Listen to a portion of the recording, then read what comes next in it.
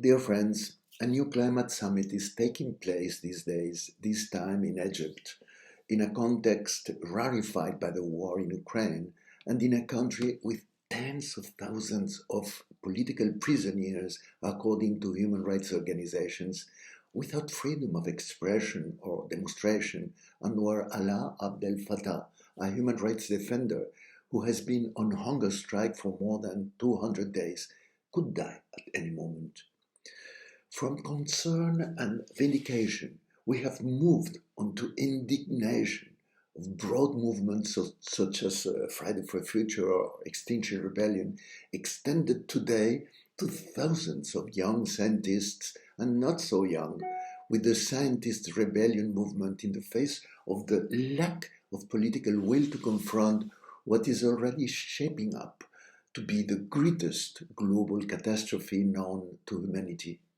In fact, the average temperature rise of 1.5 degrees Celsius set by the Paris Agreement is about to be exceeded, and the latest UN report predicts a 3 degrees rise. Sea levels, according to NASA, have already risen by 10 centimeters since 1993, and by the end of the century will have risen by almost 1 meter. The heat waves, fires, droughts, hurricanes, and floods we have already experiencing are just a foretaste of what we will experience if we do not react right now. Governments continue to allow speculation on the so-called future markets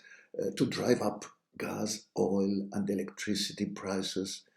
while there is still similar production and supply of gas and oil on the global markets. In fact, the International Energy Agency itself recognizes that Russia continues to produce and sell almost the same amount of gas and oil in the world, while electricity prices soar, with that curious law of the so-called marginalist market that forces us to pay for all electricity at the price of the most expensive option.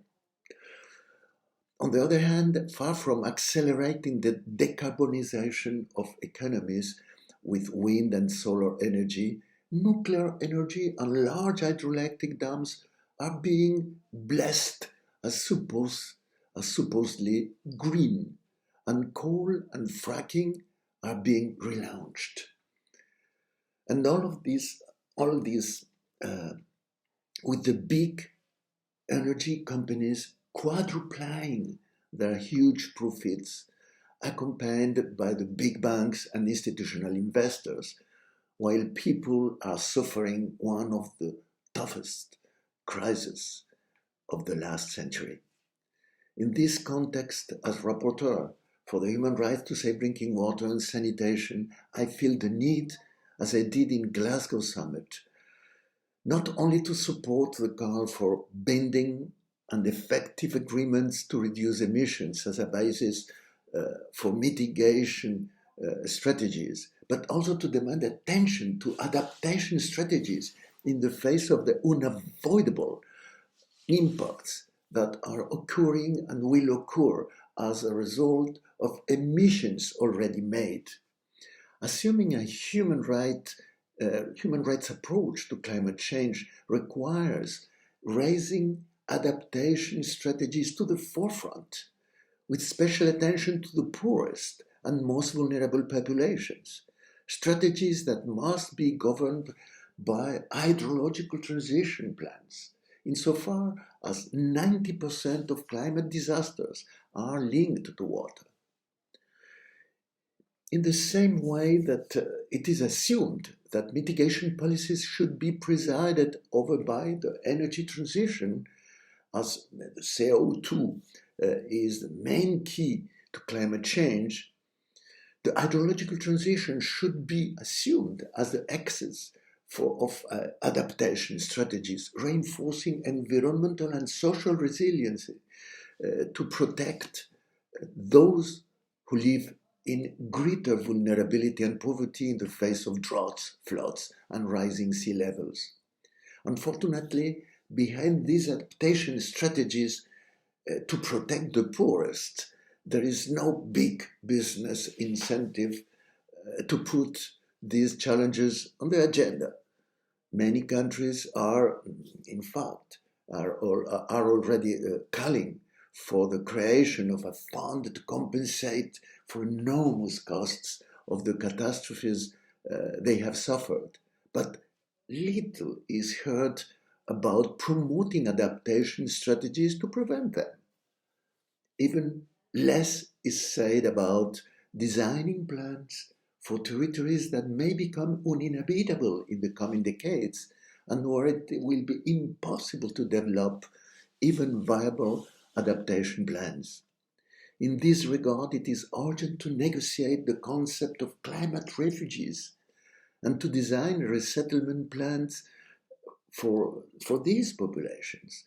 with their participation, of course, guaranteeing their human rights and with adequate international funding. Failure to make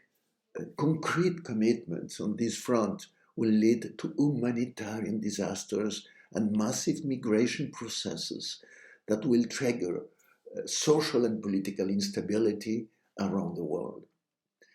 I'm increasingly skeptical